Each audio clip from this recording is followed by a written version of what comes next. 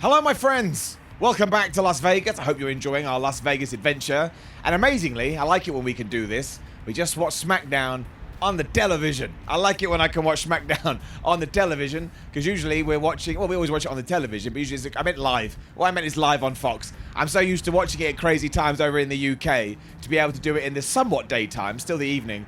I put a smile on my face. But of course, you know, the content never stops. So I have my notes here. And we're going to give you the good bits and up and the bad bits and down for what is the go-home edition for Night of Champions, which is happening tomorrow. And yes, we're going to be up and downing that as well from the streets of Las Vegas. Then we'll go to Double or Nothing and we'll have a good time. Now, this SmackDown was recorded last week, so there are some things you may know, but obviously you get a bit more understanding when you do see it. And what I found interesting is that we started with Sheamus versus Austin Theory. Now, I think this was for the US title. You know, I don't know why I'm confused about this, but I just was. You're probably thinking, Simon, why didn't you look it up? I don't know. I just didn't. I like to go with my knowledge. Whatever information I get from SmackDown is the only thing that I will talk about. But either way, it's kind of a funny feud to set up, because last week, Sheamus just came out and bro-kicked Austin Theory, and now we're getting the match. However, something happened at the end of this. Look, it was exactly what you would expect. Sheamus absolutely whipped Austin Theory's ass. I do think Austin Theory is showing signs of something. As I keep saying, I think he needs to talk more about the fact he defeated John Cena. But I do think he's showing signs of something. But ultimately, Sheamus probably was going to win. The Brawling Brutes were at ringside trying to protect their man. When of all the people, oh my gosh, I was so damn happy to the point I'm leaning back and I'll come back to normal position. Pretty Deadly came out to basically neutralize Rich Holland and Butch. Sheamus saw this, which of course when Austin Theory hit the most devastating move in all of sports entertainment, surprise roll-up. Maybe the counter will be on the screen. I don't know. Phil and I have totally lost track of what that number is. It's totally out of control. So, look, Sheamus loses, but does he lose? No, that's the whole point. But what got me excited about this is I think Pretty Deadly teaming up with Austin Theory, there's something there, because Pretty Deadly understand how to be a little bit audacious, a little bit over the top. They wear their clothes, you know, they got the funny promo stuff that they do. They were an absolute riot on NXT. And if they can bring that to Austin Theory's character, I think that may be what he's missing, if you do believe that he's missing something. So I'll take those trios matches as well, the Brawling Brutes versus those three guys. And I think Austin Theory's character with the Pretty Deadly guys, I actually think works. So this excited me. This is a good idea. Now, I don't know if we are going to do this, but if it is on the table, it is something that I'm going to support. So I take my finger of power and I give it an up. I tell you, it's a good idea. What do I know? Not a lot. We then got a segment with the Bloodline. I loved everything we did with the Bloodline this evening, mostly because I'm convinced that they're probably going to break up properly at Night of Champions, or at least we're going to plant the biggest seeds of all that is going to draw a line under it. But all of this was great. I'll try and get it to you across to you as much as I can. Paul Heyman, courtesy of Roman Reigns, tells the Usos, you're not going to be at Night of Champions. I think they are going to be there. I think it's a ruse. But you're not going to be at Night of Champions. But don't worry, next week you will be live when Roman Reigns celebrates 1,000 days as champion, which, yes, happens tomorrow on Saturday the 30th, or whatever the hell it is. Roman Reigns is 1,000 days as champion. I actually think he may make 2,000. I genuinely think we may get another 3.5 years in, or whatever it is. Point is this, Jimmy, as has been the way the last couple of the weeks, is getting annoyed. And he kind of gets in Roman Reigns' face. And Roman Reigns gets in his face. And Roman tells Jimmy to sit down, so he deliberately doesn't. So then Roman gets right into his eyeballs. He's like, remember how I used to whoop you when we were kids? Well, I'll do it again, so maybe you should learn some respect. Now, eventually, Jey Uso kind of plays the peacemaker, so we switch roles here. But the most important part is that Roman asked to be acknowledged, he asked for respect, and he didn't get it, and the Usos leave as a team, so you can see what we're doing here. I'm just going to jump forward a little bit. If we get to Night of Champions, and Solo Sikoa and Roman Reigns do not win the Tag Team Championships, because the Usos are there, and whether intentionally or not intentionally, depending on what the story will be, that's the reason why, then we can get to SummerSlam, but what should the match to be? The Usos versus Solo Sikoa versus Roman Reigns. So I am giving this an up. I think the way that we have turned this back around, and we have got the Bloodline angle, I wouldn't say it's as interesting as it was pre-WrestleMania, but it's still there, and I still cannot wait to see what we're going to do with it, because ultimately we're going to end up with that tag match, we're going to end up with a singles match between Jey and Jimmy, taking on Roman Reigns, then it'll be Solo's turn, maybe one of them beats Roman, we just don't know. Crazier things have happened, so like I say, it gets an up. Which brought us to Raquel Rodriguez and Schatzi versus Bayley and Io Skye. Now, this ties into the big Raw title, the tag team title match we're going to do on Raw, the 4-way. I've watched this finish many, many a time. People called it a botch. Don't like that word. That's a different video for a different day. After watching it a few times, I think maybe the execution wasn't what they wanted it to be. Now, I'm going to have to get through. It's quite difficult. So, Raquel is basically sitting on Bayley. As you do. That's if I was going to beat someone, I'd sit on them. Nobody wants your ass on them. And Skye's on the top rope, and she obviously is meant to attack Raquel, which will save Bayley. But she then sees Schatzi and decides, oh, I'm going to go after Schatzi instead. And because Raquel is sitting on Bayley, the ref counts 1, 2, 3. Now, you'll be asking yourself, why didn't Bayley just kick out? She's just being sat on. Don't worry about it. Because the story we're trying to tell is that there's still problems with damage control. Now, shout out to Dakota Kai. She tore her ACL, I believe. She's going to be out for a long time. I hope she's doing okay. But I do like the fact we're still telling this narrative because Bayley versus Io Sky, that's a match I wanted to see. So, the match was a bit here and there. I don't think replacing Liv Morgan with Shotzi this quickly has done Raquel Rodriguez any favors. I don't think it's done the tag team championships any favors, which WWE, you know, there's a love-hate relationship when it comes to those belts and the World Wrestling Entertainment. I like the fact the stories continue. I'm going to give it an up. But yeah, the whole thing as a package, I do think you have to give it a down. It just didn't work as intended. And again, the fact that Raquel Rodriguez and Shotzi are like, oh my gosh, I'm so happy we're tag. Liv Morgan better come back as a heel, man. You should be pissed off, Liv Morgan. You got replaced. Like my parents replaced me one Christmas. It's very, very sad. There's also a lot of long videos on this show. I would imagine because they take 2 SmackDowns back to back and you don't want to wear out the crowd with too much. We got one for the World Heavyweight Championship that you would have seen on Raw. Plus we got one for Grayson Waller. And I like that. Keep focusing on Grayson Waller. That guy absolutely rocks. Well, we also gave another quick win to Cameron Grimes. He beat Asante the Adonis from Hit Row. No problem with that. Hit the cave in 1, 2, 3. Apparently there are big plans for Cameron Grimes. And I hope we follow through on them because he's great. Baron Corbin also attacked him afterwards, so maybe even at Night of Champions, we can do that match again. You know that Baron Corbin will lose that and Cameron Grimes will win. The big question is what are we going to do with Cameron Grimes, even if we are going to light a fire under his ass? Like, we haven't really seen much of his character at the moment. If you've watched NXT, you know what he's capable of. He wants to go to the moon. It's not out. Probably never is out in Vegas because it's too bright all the time. I hope we do it. Send him to the moon. I'm going to give him an up. I'm a big fan of him. I love him. I just read my notes, right? And it said, Simon Miller, give me an up.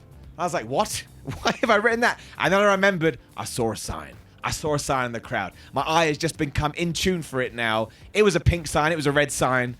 Of course, I'm going to give you an up. I love it every time. And for the people that get mad that I mention these things, I'm honored, I am privileged, and I'm genuinely tickled pink, ironically, that people do this. Thanks so much. You get an up.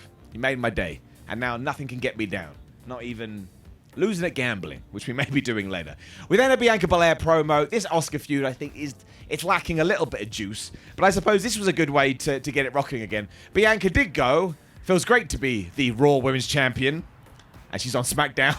So it's a very strange situation, but hey-oh, it is what it is. She's mad that Asuka humiliated her in her hometown. Out comes Asuka. She wants a fight. Attacks from behind. Referees try to break it up. Belair kind of hits the KOD, but kind of doesn't. That's the whole point. They're at a stalemate, and eventually they go their separate ways. I know I keep saying this. Asuka should win the championship at Night of Champions. Otherwise, she turned heel for what? To make a new mist that's got some chili in it, and apparently she took the chili out of it because when she spat it in Bianca Belair's face last week, Bianca just went meh, and she wasn't bothered by it anymore. So, I mean, if you ask me for a prediction, do I think it's going to happen? I don't think it's going to happen, but I worry that leaves Asuka in a very funny position.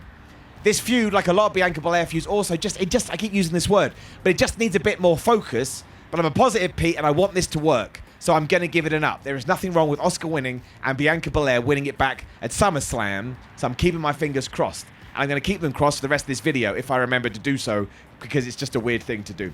We then got LA Knight versus Rick Boogs. There was some good to this, because I really like LA Knight and I really like Rick Boogs. So the fact they got TV time made me feel warm and fuzzy in my tum-tum. The Street Profits also watched it from ringside. So you're like, are they going to become a tag team again? What are we doing here? Knight eventually wins with the BFT after he raked Rick Boogs in the eye, 1980s.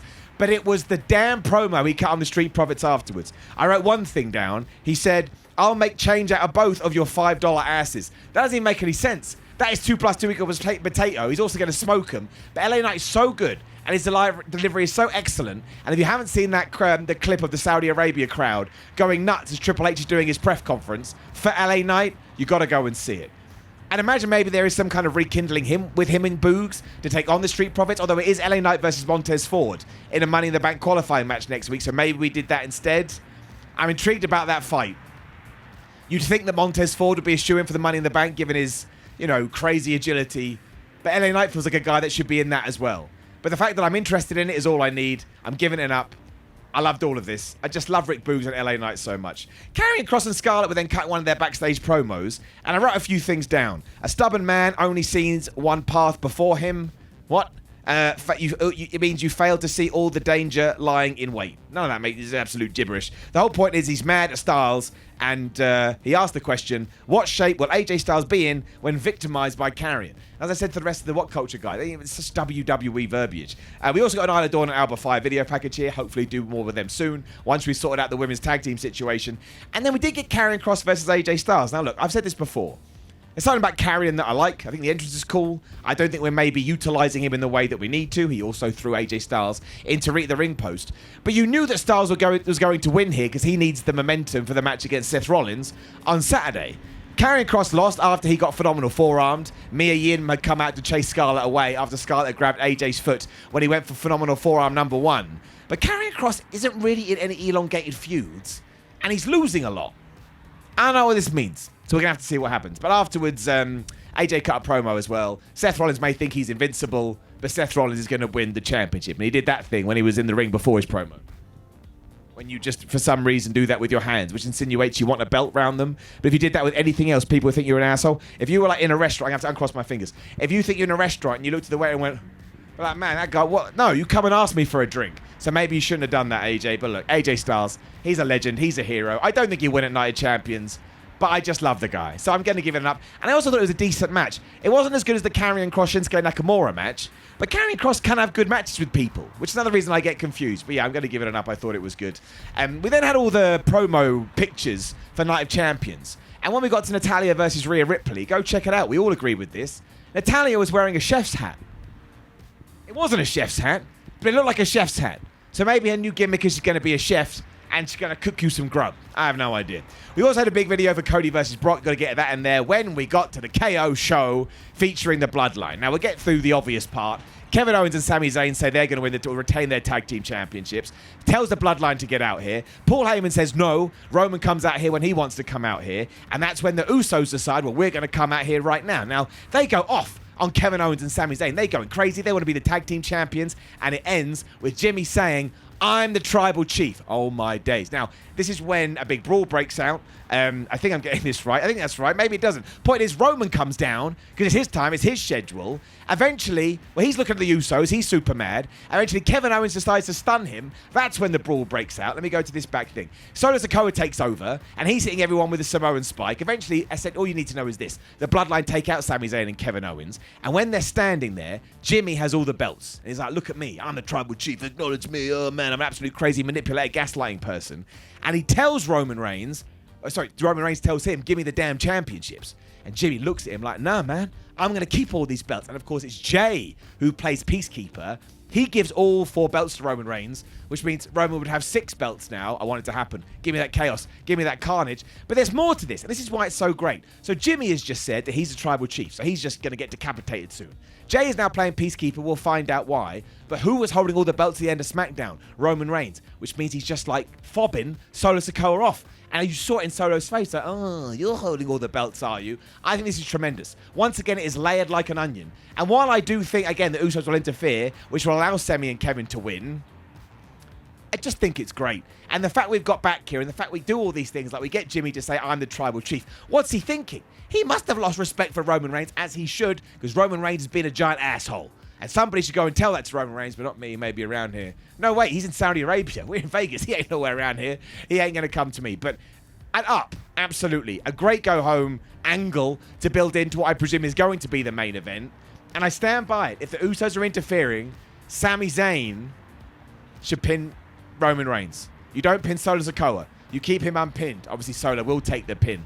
But Roman doesn't lose anything. His championships aren't on the line. It doesn't matter if it's the first guy to get pinned since Baron Corbin or whatever the flub it is. I don't think it makes a difference. And I think that tells this story even better. Because that's when the cracks will be there. And Roman can be like, not only did we lose, you got me pinned. And Roman will be utterly protected. Because again, the Usos will do something to cost him the damn thing. So, a great episode of SmackDown, I thought. Ties into the pay-per-view premium live event wonderfully. I am going to give it an up. I'm going to go to bed. I'm going to wake up and at 10 a.m. I'm going to check it out. And there's a load of good matches on it that I'm excited about. I hope Seth Rollins becomes the world champion.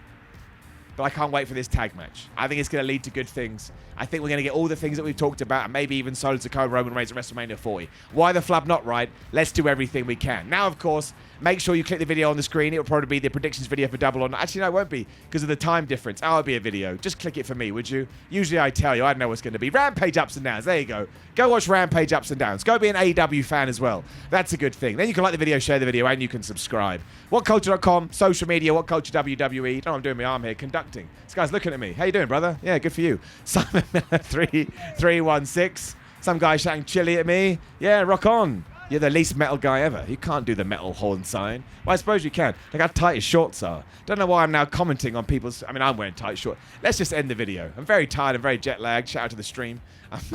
Make sure I go to bed. I appreciate you. Thank you for supporting. I'll see you tomorrow.